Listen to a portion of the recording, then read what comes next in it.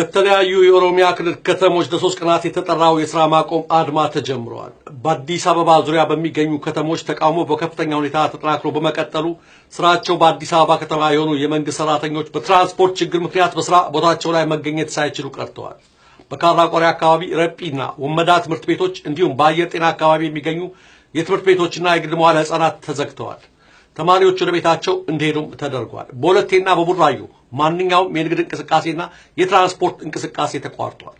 በሁለቴ አንድ የቤት መኪና የአድማ ጥሪውን ባለመቀበል ሲንቀሳቀስ በመገኘቱ እንዲቃጠልም ተደርጓል። ከሁለቴ ወደ ሰበታ በሚወስደው መንገድ ላይ የመኪና ጎማዎች ተቃጥለዋል።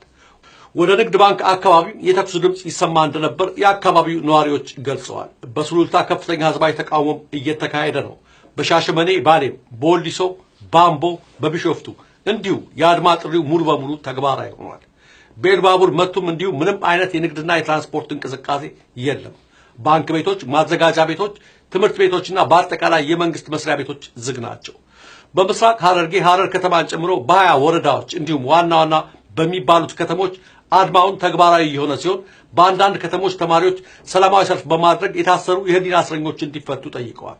የትራንስፖርትም ሆነ የንግድ እንቅስቃሴ ሙሉ በሙሉ ተቋርጧል። አሁን በደረሰ መረጃ ደግሞ በጅማ የዩኒቨርሲቲ ተማሪዎችና አጠቃላይ የከተማው ህዝብ አደባባይ ማውጣት ከፍተኛ ተቃውሞ እያሰሙ ይገኛሉ።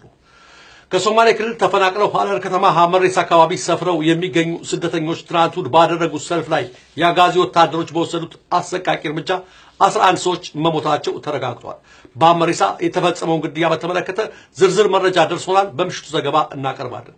ውድ ተመልካቾቻችንና አድማጮቻችን በየአካባቢያቸው የምታዩትን ማናቸውንም የተቃውሞ እንቅስቃሴዎችን በስልክ ቁጥር 0031 683 59 49 96 አድርሱን።